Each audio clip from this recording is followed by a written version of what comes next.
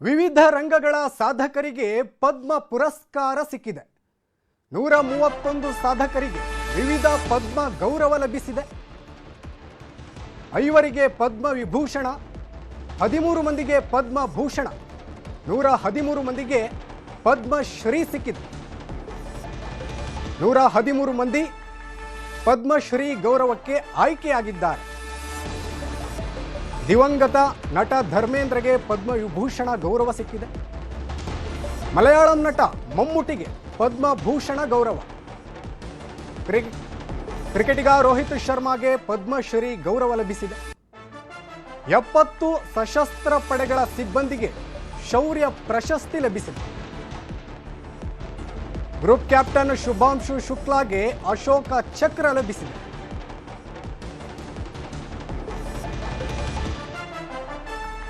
ವಿವಿಧ ರಂಗಗಳ ಸಾಧಕರಿಗೆ ಈ ಒಂದು ಗೌರವ ಪುರಸ್ಕಾರ.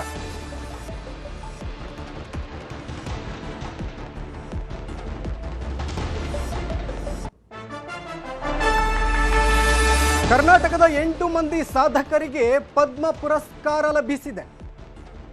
ಶತಾವಧಾನಿ ಆರ್ ಗಣೇಶ್ಗೆ ಪದ್ಮಭೂಷಣ ಗೌರವ. ಅಂಕೇಗೌಡ ಅವರ ಸಮಾಜ ಸೇವೆಗೆ ಪದ್ಮಶ್ರೀ ಲಭಿಸಿದೆ. ವೈದ್ಯ ಡಾಕ್ಟರ್ ಸುರೇಶ್ ಹನಗವಾಡಿಗೆ ಪದ್ಮಶ್ರೀ. ಸಮಾಜ ಸೇವಕಿ ಡಾಕ್ಟರ್ ಎಸ್.ಜಿ. ಸುಶೀಲಮ್ಮಗೆ ಪದ್ಮಶ್ರೀ ಲಭಿಸಿದೆ. ಶಿಕ್ಷಣ ಕ್ಷೇತ್ರದ ಸಾಧನೆಗೆ ಪ್ರಭಾಕರ ಕೋರೆಗೆ ಪದ್ಮಶ್ರೀ. ವಿಜ್ಞಾನದ ಸಾಧನೆಗೆ ಶುಭಾ ವೆಂಕಟೇಶ ಅಯ್ಯಂಗಾರ್ಗೆ ಪದ್ಮಶ್ರೀ ಗೌರವ. ಶಿಕ್ಷಣ ಮತ್ತು ಸಾಹಿತ್ಯ ಸಾಧಕ ಶಶಿಶೇಖರ ವೆಂಪಾಟಿಗೆ ಪದ್ಮಶ್ರೀ ಗೌರವ. ಕೈಗಾರಿಕಾ ಕ್ಷೇತ್ರದ ಸಾಧನೆಗಾಗಿ ಟಿ ಜಗನ್ನಾಥನ್ಗೆ ಪದ್ಮಶ್ರೀ ಗೌರವ.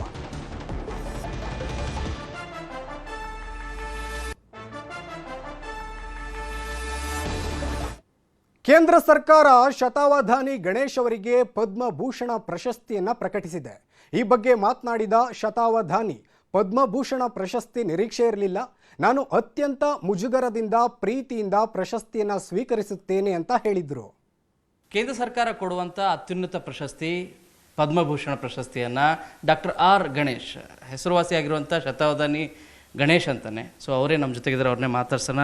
ಮೊದಲ ಪ್ರತಿಕ್ರಿಯೆ ಅಂದರೆ, ನನಗೆ ತುಂಬ ಗೌರವನೀಯರಾದ ಎಷ್ಟೋ ಜನ ಮಹನೀಯರಿಗೆ, ನನಗಿಂತ ಉತ್ತಮರಾದವರಿಗೆ ಈ ರೀತಿಯಾದ ಪ್ರಶಸ್ತಿಗಳು ಬರಲಿಲ್ಲ.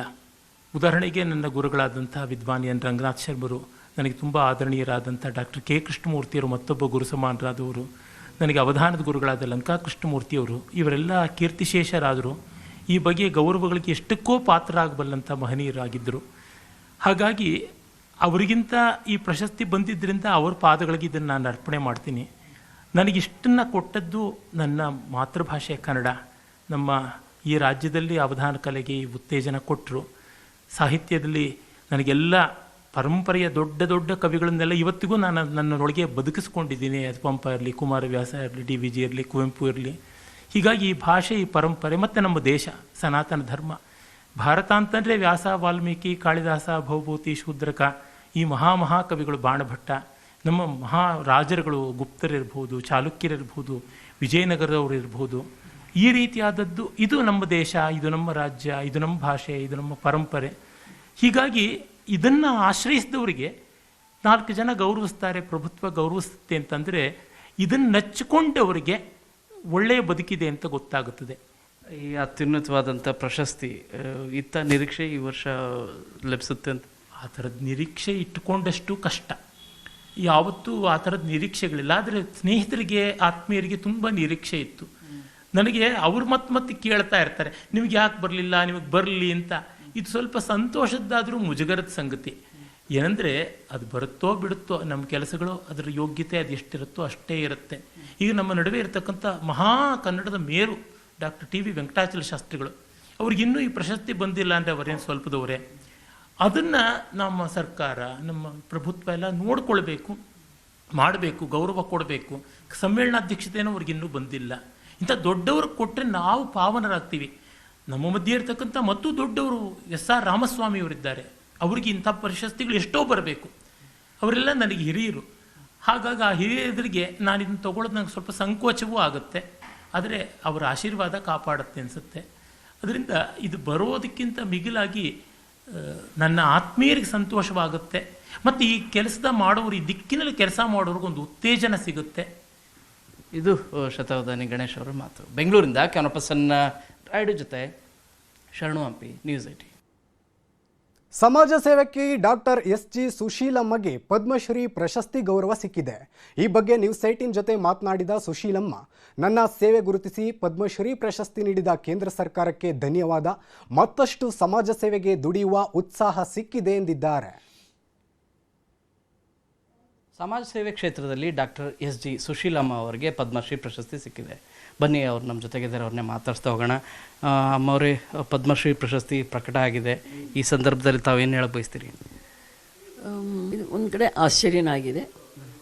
ನಮ್ಮಂಥವ್ರನ್ನ ಸೆಲೆಕ್ಟ್ ಮಾಡಿದಾರಲ್ಲ, ಹೇಗೆ ಮಾಡಿದ್ರು ಅನ್ನೋದು ಒಂದು ಆಶ್ಚರ್ಯ ಆಗಿದೆ. ಸೊ ಅದನ್ನು ಎಲ್ಲರೂ ಖುಷಿನೂ ಆಗಿದೆ. ಯಾಕೆ ಅಂತ ನಾವು ಖುಷಿ ಪಡೋದು ಎಲ್ರಿಗೂ ಖುಷಿ ಆಗಿದೆ. ಎಲ್ಲರೂ ಫೋನ್ ಮಾಡ್ತಿದ್ರು, ಫ್ರೆಂಡ್ಸು ಮತ್ತು ಬೇರೆ ಬೇರೆ NGOಸು ಎಲ್ಲರ ಮೇಲಿಂದ ಮೇಲೆ, ಮತ್ತು ಹಳೇಬರು ನಮ್ಮ ಸ್ಟೂಡೆಂಟ್ಸ್ ಇದ್ದಾರಲ್ಲ, ಅವರು ಖುಷಿಪಟ್ಟು ಎಲ್ಲ ಫೋನ್ ಮಾಡ್ತಿದ್ದಾರೆ. ಆಶ್ರಮ ಶುರು ಮಾಡಿದಿರಿ, ಆಶ್ರಮದನ್ನೇ ಬದುಕು ಅಂತ ನೀವು ನೋಡಿಕೊಂಡವರು, ಭಾಳಷ್ಟು ಪ್ರಶಸ್ತಿಗಳೆಲ್ಲೋ ಬಂದಿದ್ದಾವೆ. ಈ ಪ್ರಶಸ್ತಿ ನಿಜವಾಗ್ಲೂ ಕೂಡ ಅತ್ಯುನ್ನತ ಪ್ರಶಸ್ತಿ, ಅತ್ಯುತ್ತಮವಾದಂಥ ಪ್ರಶಸ್ತಿ ಇದು. ಯಾಕೆ ಯಾರೂ ಎಕ್ಸ್ಪೆಕ್ಟ್ ಮಾಡದೇ ಇರ್ತಕ್ಕಂಥದ್ದು, ಆ ರೀತಿ ಬಂದದ್ದು. ನಮ್ಮ ಈ ಹಳ್ಳಿನಲ್ಲಿರೋರೆಲ್ಲ ಬಂದು ಒಂದು ಧನ್ಯವಾದ, ಇದನ್ನು ಥ್ಯಾಂಕ್ಸ್ ಹೇಳುವ ಅಂದರೆ ಖುಷಿ ಆಯಿತು ಅಂತ ಹೇಳಿಬಿಟ್ಟು ಬಂದು ಹೇಳ್ತಾ ಇದ್ದಾರೆ. ಅಂದರೆ ಇದು ಸಾಮಾನ್ಯದ್ದಲ್ಲ, ಅತಿ ಉತ್ತಮ ಅಂತ ಏನು ಹೇಳ್ತೀವಿ ಆ ರೀತಿ ಇರತಕ್ಕಂಥ ಒಂದು ಪ್ರಶಸ್ತಿ ಇದು. ಈ ಪ್ರಶಸ್ತಿಗೆ ಆಯ್ಕೆ ಮಾಡಿದಂಥ ರಾಷ್ಟ್ರಪತಿಗಳಿಗೆ, ಸಾಹಿತ್ಯ ಮತ್ತು ಶಿಕ್ಷಣ ಕ್ಷೇತ್ರಗಳಲ್ಲಿ ಅದ್ವಿತೀಯ ಸೇವೆ ಗುರುತಿಸಿ KLE ನಿಕಟಪೂರ್ವ ಕಾರ್ಯಾಧ್ಯಕ್ಷ ಪ್ರಭಾಕರ್ ಕೋರೆಗೆ ಪದ್ಮಶ್ರೀ ಪ್ರಶಸ್ತಿ ಗೌರವ ನೀಡಲಾಗಿದೆ. ಪ್ರಶಸ್ತಿ ಸಿಕ್ಕಿರೋದು ಖುಷಿ ತಂದಿದೆ. ಉತ್ತರ ಕರ್ನಾಟಕ ಭಾಗದಲ್ಲಿ ಶಿಕ್ಷಣ ಕೊರತೆ ನೀಗಿಸೋ ಕೆಲಸ ಮಾಡಿದ್ದೇನೆ ಅಂತ ಪ್ರಭಾಕರ್ ಕೋರೆ ಹೇಳಿದ್ದಾರೆ. ಈ ಶಿಕ್ಷಣ ಸಂಸ್ಥೆಯಲ್ಲಿ 42 ವರ್ಷ ಸೇವಾ ಮಾಡಿದ್ದು ಸರ್ಕಾರ ಗುರುತಿಸಿ ಇವತ್ತು ಕೇಂದ್ರ ಸರ್ಕಾರದವರು, ರಾಷ್ಟ್ರಪತಿಯವರು ನನಗೆ ಪದ್ಮಶ್ರೀ ಕೊಟ್ಟದ್ದು. ನನಗೆ ಮೊದಲನೇದು ನನ್ನ ಶಿಕ್ಷಣ ಸಂಸ್ಥೆಯಲ್ಲಿ ಕೆಲಸ ಮಾಡೋರು ಎಲ್ಲ ಜನರು, ನನ್ನ ಆಡಳಿತ ಮಂಡಳದವ್ರಿಗೆ, ಅವ್ರಿಗೆ ಸಲ್ತದ ಅಂತ ಹೇಳಿಕ್ಕೆ ಬಯಸ್ತಾರೆ. ಈ 42 ವರ್ಷ ಸೇವೆ, ಶಿಕ್ಷಣದ ಜೊತೆಗೆ ಆರೋಗ್ಯ ಸೇವೆ, ಉತ್ತರ ಕರ್ನಾಟಕದ ಈ ಗಡಿನಾಡು ಹಾಗೂ ಮಹಾರಾಷ್ಟ್ರದ ಕೆಲವು ಭಾಗಗಳಲ್ಲಿ ಈ ಶಿಕ್ಷಣ ಮತ್ತು ಆರೋಗ್ಯ ಸೇವೆಯನ್ನು ನನಗೆ ಕೊಡಲಿಕ್ಕೆ ಆಯಿತು. ಉತ್ತರ ಕರ್ನಾಟಕದಲ್ಲಿ ಶಿಕ್ಷಣ ವಂಚಿತ ಆದ ಪ್ರದೇಶಗಳಲ್ಲಿ ಶಿಕ್ಷಣ ಸಂಸ್ಥೆ ಜನರ ಮನೆಗೆ ಮುಟ್ಟಿಸಬೇಕು. ಅದರಲ್ಲಿ ರೈತರ ಮಕ್ಕಳು, ಹಳ್ಳಿ ಮಕ್ಕಳಿಗೆ ಶಿಕ್ಷಣ, ಉತ್ತಮವಾದ ಶಿಕ್ಷಣ, ಉತ್ತಮವಾದ ಪರಿಸರದಲ್ಲಿ ಶಿಕ್ಷಣ ಕೊಡಬೇಕಂತೇಳಿ ಪ್ರತಿಯೊಂದು ಊರಲ್ಲಿ ನಾನು ಇವತ್ತು ಶಿಕ್ಷಣ ಸಂಸ್ಥೆಗಳು ಪ್ರಾರಂಭ ಮಾಡಿದ್ದೇವೆ. ಅದರ ಜೊತೆಗೆ ಕರ್ನಾಟಕದಲ್ಲಿ ಕನ್ನಡ ಉಳಿಬೇಕು. ಈ ಭಾಗ ಭಾಳಷ್ಟು ಕನ್ನಡದ ಭಾಳಷ್ಟು ವಂಚಿತ ಆಗಿತ್ತು. ಕನ್ನಡ ಶಾಲೆಗಳು ಇಲ್ಲಾಗಿದ್ದು. ಉದಾಹರಣೆ, ನಿಪ್ಪಾಣಿಯಲ್ಲಿ ಕನ್ನಡ ಶಾಲೆ ಇಲ್ಲಾಗಿತ್ತು. ಮೊದಲನೇ ಶಾಲೆ, ನಾನು ಕನ್ನಡ ಶಾಲೆ ಪ್ರಾರಂಭ ಮಾಡಿದೆ. ಈಗ 2000 ವಿದ್ಯಾರ್ಥಿಗಳು ಕನ್ನಡ ಅಲ್ಲಿ ಓದ್ತಾ ಇದ್ದಾರೆ. ಹಾಗೆ ಅಲ್ಲಿ ಗಡಿನಾಡಿನಲ್ಲಿ ಸಣ್ಣ ಊರಲ್ಲಿ, ಅಡ್ರಾವು ಅಂತ ಊರಲ್ಲಿ ಕನ್ನಡ ಶಾಲೆಗಳನ್ನು ಪ್ರಾರಂಭ ಮಾಡಿ ಒಂದು ಗುಣಾತ್ಮಕ ಶಿಕ್ಷಣ ಕೊಡೋ ಈ ಸಂಸ್ಥೆ ಮಾಡ್ತಾ ಇದೆ. We are just happy. ತುಂಬ ಎಲ್ಲ ಕಡೆ ಎಲ್ಲ ಜನ ಬರ್ತಾ ಇದ್ದಾರೆ, ಅವ್ರಿಗೆ ವಿಶಸ್ ಕೊಡ್ತಾ ಇದ್ದಾರೆ. ಅದಕ್ಕೆ ನಾವೆಲ್ಲರೂ ಎಕ್ಸೈಟೆಡ್ ಅದೀವಿ, ಅವ್ರಿಗೆ ಸಲುವಾಗಿ ಹ್ಯಾಪಿ ಅದೀವಿ. ಇಷ್ಟೊಂದು ವರ್ಷ ಅವ್ರು ಕೆಲಸ ಮಾಡಿದ್ಕು ಇದು ಕರೆಕ್ಟಾಗಿ ಅವ್ರಿಗೆ ಸಿಕ್ಕಿದ್ದು ರೆಕಗ್ನಿಷನ್ ಇದೆ ಅಂತ ನಾವು ತಿಳ್ಕೊಂಡಿದ್ದೀವಿ. ಸೊ ತುಂಬ ಹ್ಯಾಪಿ ಅದೀವಿ ಅದ್ರ ಸಲುವಾಗಿ. ಗೊತ್ತಾನೇ ಆಗ್ತಾ ಇಲ್ಲ ಯಾವ ಥರ ಸೆಲೆಬ್ರೇಷನ್ ಮಾಡಬೇಕಂತ, ಯಾಕಂದರೆ ಇದಿಷ್ಟು ದೊಡ್ಡದಿದೆ ಅಲ್ಲ. ಸೊ ಏನು ಮಾಡಬೇಕಂತ ವಿಚಾರ ಮಾಡ್ತಾ ಇದ್ದೀವಿ. ಈಗ ಆ್ಯಕ್ಚುಲಿ ಇದು ಇರೋದು ಅವಾರ್ಡ್ ಇಂಡಿವಿಜುವಲ್ ನಮ್ಮ ಫ್ಯಾಮ್ಲಿದಲ್ಲ, ಅವ್ರಿಗೆ ಸಿಕ್ಕಿದ್ದು KLE ವತಿಯಿಂದ ಇದೆ, ಅವರೆಲ್ಲ ಕೆಲಸ ಮಾಡಿ. ಸೊ ಏನು ಸೆಲೆಬ್ರೇಷನ್ ಮಾಡ್ಬೇಕು, ನಾವು KLE ಫ್ಯಾಮ್ಲಿ ಕೂಡನೇ ಮಾಡಬೇಕು. ಸೊ ಆಫೀಸಿಗೆ ಹೋಗಿ ಎಲ್ಲ ಜನರ ಜೊತೆ ಮಾತಾಡಿ ಅವ್ರು ಎಲ್ಲ ಏನು ವಿಚಾರ ಇದೆ ಅಂತ ನೋಡಿಕೊಂಡು ಡೆಫಿನೆಟ್ಲಿ ಸೆಲೆಬ್ರೇಷನ್ ಅಂತೂ ಮಾಡ್ತೀವಿ. ಸಾಹಿತ್ಯ ಮತ್ತು ಶಿಕ್ಷಣ ಕ್ಷೇತ್ರದಲ್ಲಿ ನಿಸ್ವಾರ್ಥ ಸೇವೆಗೆ ಪದ್ಮಶ್ರೀ ಪ್ರಶಸ್ತಿ ಲಭಿಸಿದ್ದಕ್ಕೆ ಅಂಕೇಗೌಡ ಅವರು ಸಂತಸ ವ್ಯಕ್ತಪಡಿಸಿದ್ದಾರೆ. ತನ್ನನ್ನು ಗುರುತಿಸಿ ಪ್ರಶಸ್ತಿ ಕೊಟ್ಟ ಕೇಂದ್ರ ಸರ್ಕಾರ ಹಾಗೂ ಪ್ರಧಾನಿ ಮೋದಿಗೆ ಧನ್ಯವಾದವನ್ನು ಹೇಳಿದ್ದಾರೆ. ನನ್ನ ಈ ಗ್ರಂಥಾಲಯದಲ್ಲಿ 20 ಲಕ್ಷಕ್ಕೂ ಹೆಚ್ಚು ವಿವಿಧ ಭಾಷೆಯ ಪುಸ್ತಕಗಳಿವೆ. ಇದನ್ನು ಉಳಿಸಿಕೊಂಡು ಸಂರಕ್ಷಣೆ ಮಾಡಲು ಸರ್ಕಾರದ ನೆರವಿನ ಅವಶ್ಯಕತೆ ಇದೆ ಅಂತ ಹೇಳಿದ್ದಾರೆ. ಸಂತೋಷ ಆಗ್ತಾಯಿದೆ. ಏಕೆಂದರೆ ನನ್ನನ್ನು ಗುರುತಿಸಿದೆಯಲ್ಲ ಕೇಂದ್ರ ಸರ್ಕಾರ ಆಗ್ಬೋದು, ನಮ್ಮ ಗೌರವಾನ್ವಿತ ಮೋದಿ ಸಾಹೇಬ್ರಾಗ್ಬೋದು, ಇದನ್ನು ಗುರುತಿಸಿದಾರಲ್ಲ ಸರ್ ಇಷ್ಟು ಜನ ಮಧ್ಯೆ ಸಂತೋಷ ಆಗುತ್ತೆ ಸರ್. ಬಟ್ ಒಂದು ಹೇಳ್ತೀನಿ ಸರ್, ಭಾಳ ಕಷ್ಟಪಟ್ಟಿದ್ದೀನಿ, ಹೋರಾಟ ಮಾಡಿದ್ದೀನಿ. ಇದನ್ನು ಈ ಜಾಗಕ್ಕೆ ಸೇರಿಸೋದಕ್ಕೆ ನನ್ನ ಏನಿದೆ ನನ್ನ ಜೀವನವನ್ನೇ ಇದಕ್ಕೆ ಪಣ ಇಟ್ಟು ಮಾಡಿದ್ದೀನಿ ಸರ್. ಯಾಕೆಂದರೆ ಒಂದು ತಲೆಮಾರು ಉಳಿಯಲಿ, ನಮ್ಮ ಮಕ್ಕಳಿಗೆ ಮುಂದೆ ಪೀಳಿಗೆಗೆ ಇದು ಅನುಕೂಲ ಆಗಲಿ ಅಂತ ನಾನು ಮಾಡಿ, ಇಲ್ಲಿ ಯಾವುದೇ ವಿಧವಾದಂಥ ನೀವು ಒಂದು ಲೈಬ್ರರಿ ಮಾಡಿ ಮೇಂಟೈನ್ ಮಾಡೋದು ಕಷ್ಟ ಇದೆ. ಇಲ್ಲಿ ಎಂಟ್ರೆನ್ಸ್ ಫೀಸ್ ಇಲ್ಲ, ಮೆಂಬರ್ಶಿಪ್ ಫೀಸ್ ಇಲ್ಲ, ಯಾರು ಬಂದು ಓದಲಿ ಸರ್, ಮಾಡಿದ್ದೀನಿ. ಇದು ನನ್ನ ಅನಿಸಿಕೆ. ಎಷ್ಟು ಪುಸ್ತಕಗಳ ಸಂಗ್ರಹ ಇದೆ ಸರ್? ಇದು ಯಾವಾಗಿಂದ ನೀವು ಶುರು ಮಾಡಿದ್ದನ್ನ? ಸರ್ ನನ್ನ 22ನೇ ವಯಸ್ಸಿನಲ್ಲೇ ಶುರು ಮಾಡಿದೆ ಸರ್. ಈಗ ನನಗೆ 78 ವರ್ಷ, ಅಂದರೆ ಒಂದು 50ರಿಂದ 55 ವರ್ಷ ಆಯಿತು. ಕಂಟಿನ್ಯೂಸ್ ಆಗಿ ನಿರಂತರವಾಗಿ ಮಾಡ್ಕೊಬಂದಿದ್ದೀನಿ ಸರ್. ಹೇಗನ್ಸರ್ ಸರ್ ಈ ಒಂದು ಇದನ್ನು ಶ್ರಮಪಟ್ಟು ಮಾಡಿದ್ರಿ, ಇದೀಗ ಒಂದು ಪ್ರಶಸ್ತಿ ಬಂದಿದೆ? ಖುಷಿ ಆಯ್ತಾ ಇದೆ ಸರ್, ಖಂಡಿತ ಖುಷಿ ಆಯ್ತಾ ಇದೆ. ಯಾಕೆಂದರೆ ನಾನು ಮನಸ್ಸಿನಲ್ಲೊಂದು ಹೊರಗೊಂದು ಹೇಳಲ್ಲ. ಏಕೆಂದರೆ ಇದು ಒಂದು ಗುರುತಿಸಿ ಕೊಟ್ಟಿರ್ತಕ್ಕಂಥ ಒಂದು ಅತ್ಯುನ್ನತವಾದ ಪ್ರಶಸ್ತಿ, ಆದ್ದರಿಂದ ನನಗೆ ಭಾಳ ಖುಷಿ ಆಯ್ತಾ ಇದೆ. ನಾನೇನು 50 ವರ್ಷ ಕೆಲಸ ಮಾಡಿದ್ನ ಅದಕ್ಕೆ ನನಗೆ ಗುರುಸಿ ಇದು ಮಾಡಿದ್ದಾರೆ ಸರ್. ಈ ಪುಸ್ತಕ ಸಾಕಷ್ಟು ಸಂಖ್ಯೆಯಲ್ಲಿದೆ, ಎಷ್ಟಿರ್ಬೋದು ಅಂದಾಜು? ಇಲ್ಲೇನಿದ್ರೆ 20 ಲಕ್ಷದ ಅಂದರೆ 2 ಮಿಲಿಯನ್ ಬುಕ್ಸ್ ಇದೆ ಸರ್. ಸರ್ ಇದನ್ನೆಲ್ಲ ಹೇಗೆ ಇನ್ವೆಸ್ಟ್ ಮಾಡಿದ್ರಿ, ಹೇಗೆ ಇದನ್ನು ಕಲೆಕ್ಟ್ ಮಾಡೋದು ಸರ್? ಇದೆಲ್ಲ ತೆರೆದಂಥ ಪುಟ ಇದ್ದಂಗೆ ಸರ್. ಎಲ್ಲ ನೋಡಿ, ನನ್ನ 33 ವರ್ಷ ಸರ್ವಿಸ್ ಮಾಡಿದ್ದೀನಿ ಪಾಂಡವಪುರ ಶುಗರ್ ಫ್ಯಾಕ್ಟ್ರಿಲಿ. 70ರಿಂದ 80% ನಾವು ಹಾಕಿದ್ದೀನಿ. ಮನೆಯಲ್ಲಿ ಒಂದು ಲಿಸ್ಟ್ ಕೊಟ್ಬಿಡೋರು, ಕನಿಷ್ಠವಾದ ಇಷ್ಟು ತಂದು ಕೊಟ್ಬಿಡಪ್ಪ, ನೀನೇನಾರ ಮಾಡ್ಕೊನೋರು. ಯಾವ್ದು ಅವಶ್ಯಕತೆ ಅಷ್ಟು ಮಾತ್ರ ತಂದು ಕೊಟ್ಬಿಟ್ಟು ಉಳಿದನ್ನೆಲ್ಲ ತೆಗೆದು ಪುಸ್ತಕ ಹಾಕಬಂದಿರೋ ಸರ್. ನನ್ನ 33 ವರ್ಷ ಬರೀ ಅದೇ ಕೆಲಸ ಮಾಡಿದ್ದೀನಿ ನಾನು ಯಾವುದೇ. ಆಮೇಲೆ ಅದು ಸಾಕಾಗಲಿಲ್ಲ, ಆಮೇಲೆ ಹಸುಗಳು ಕಟ್ಟಿ ಅದರಿಂದ ಹಾಲು ತೊಗೊಂಡೋಗಿ ಹಾಕಿದ್ದೀನಿ. LIC ಏಜೆನ್ಸಿಯಾಗಿ ಅಲ್ಲಿಂದ ಬಂದ ಹಣವನ್ನೆಲ್ಲ ಈ ಕಡೆ ನಾನು ಇನ್ವೆಸ್ಟ್ ಮಾಡಿದ್ದೀನಿ. ಈಗ ಯಾವ್ಯಾವ ಸೋರ್ಸ್ ಬರ್ತದೆ, ನಾನು ರಿಟೈರ್ಡ್ ಆದಾಗ ಬಂದ ಒಂದು 30-35 ಲಕ್ಷ ಬಂತು, ಅದನ್ನೆಲ್ಲ ಈ ಸೋರ್ಸೆಲ್ಲ ಇಲ್ಲಿಗೆ ಹಾಕಿದ್ದೀನಿ. ಈಗ ಏನೇನು ಸೋರ್ಸ್ ಬರುತ್ತೆ, ನನಗೆ ಅಲ್ಲಲ್ಲೇ ಬೋನಸ್ ಕೊಡೋರು ಕಾರ್ಖಾನೆಗಳು. ಆ ಬೋನಸ್ ಕೊಟ್ಟರೆ ಆ ಬೋನಸ್ ಅಲ್ಲಿ ತಗೊಂಡು ಓಡುವೆ, ಅಲ್ಲಿ ಬೆಂಗಳೂರಿಗೆ ಓಡೋದು, ಅಲ್ಲಿ ಹೋಗೋದು. ಸುಮಾರು 37 ಸಾಹಿತ್ಯ ಸಮ್ಮೇಳನಕ್ಕೆ ಅಟೆಂಡ್ ಮಾಡಿದ್ದೀನಿ ಸರ್. ಈಗ ಯಾವುದೇ ಇದರಲ್ಲೂ. ಆಮೇಲೆ ನಮ್ಮ ನವಂಬರ್ ತಿಂಗಳು ಕರ್ನಾಟಕ ರಾಜ್ಯೋತ್ಸವದಾಗ 50% ಅಂದರೆ ಸಾಕು, ಪಟ್ಟಿ ಮಾಡ್ಕೊಂಡು ಅಲ್ಲೆಲ್ಲ ಹೋಗಿರತ್ತಾ ಇದ್ದೀನಿ. ನನಗೆ ಬಹುಶಃ ಕರ್ನಾಟಕದಲ್ಲಿದ್ದಂಥ ಏನೇನಿದ್ದಾರೆ ಈ ಮಾರಾಟಗಾರರು ಇವರು ಅವರೆಲ್ಲ ಪರಿಚಯ, ಎಲ್ಲ ಸ್ನೇಹಿತರ ಪರಿಚಯ ಅಂತಲ್ಲ, ಅವ್ರು ಕೇಳಿಸ್ಕೊತಾ ಇರಬೇಕು.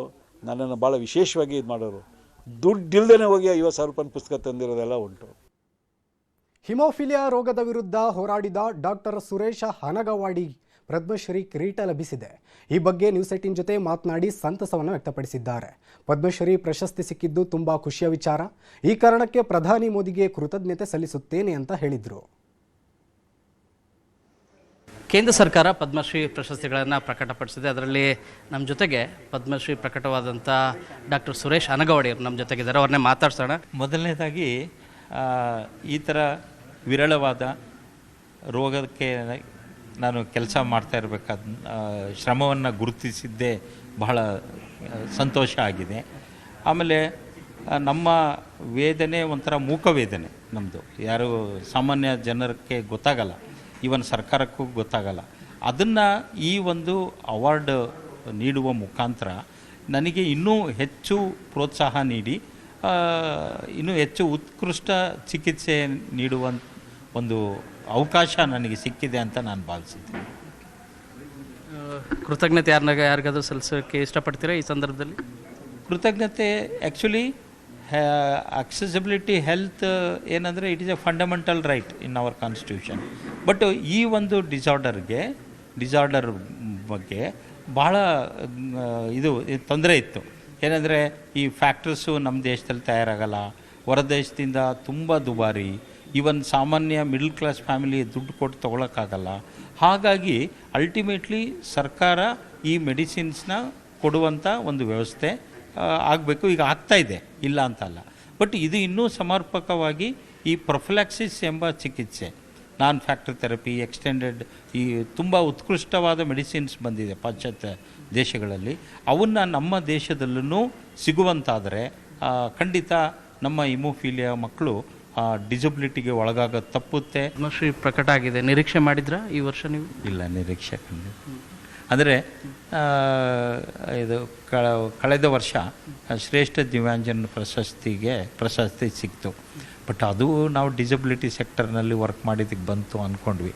ಬಟ್ ಇದು ಈ ಅವಾರ್ಡ್ ಇದನ್ನೇ ಬೇರೆ ಅಲ್ಲ, ನಾವು ಇದ್ರ ಕನಸು ಮನಸ್ಸಲ್ಲೂ ನೆನೆಸಿರಲಿಲ್ಲ. ಬಟ್ ಆದರೆ ಇದನ್ನೆಲ್ಲ ಗುರುತಿಸಿ ಕೊಟ್ಟಿದ್ದೇ ನನಗೆ ಖಂಡಿತ ಆಶ್ಚರ್ಯ. ಸೊ ನಾನು ಕೇಂದ್ರ ಸರ್ಕಾರಕ್ಕೆ ತುಂಬು ಹೃದಯದ ಒಂದು ಧನ್ಯವಾದಗಳನ್ನ ಹೇಳೋದಕ್ಕೆ ಇಚ್ಛೆಪಡ್ತೀನಿ. ನಮ್ಮ ಪ್ರಧಾನಮಂತ್ರಿಗಳು, ನಮ್ಮ ಎಲ್ಲ ಸಚಿವರಿಗೆ ನಾನು ತುಂಬು ಹೃದಯದ ಧನ್ಯವಾದಗಳು. ಇದು ಡಾಕ್ಟರ್ ಸುರೇಶ್ ಅನಗವಾಡಿ ಅವರ ಮಾತು. ಬೆಂಗಳೂರಿಂದ ಕ್ಯಾಮರಾ ಪರ್ಸನ್ ರಾಯ್ಡು ಜೊತೆ ಶರಣು ಹಂಪಿ, ನ್ಯೂಸ್ 18.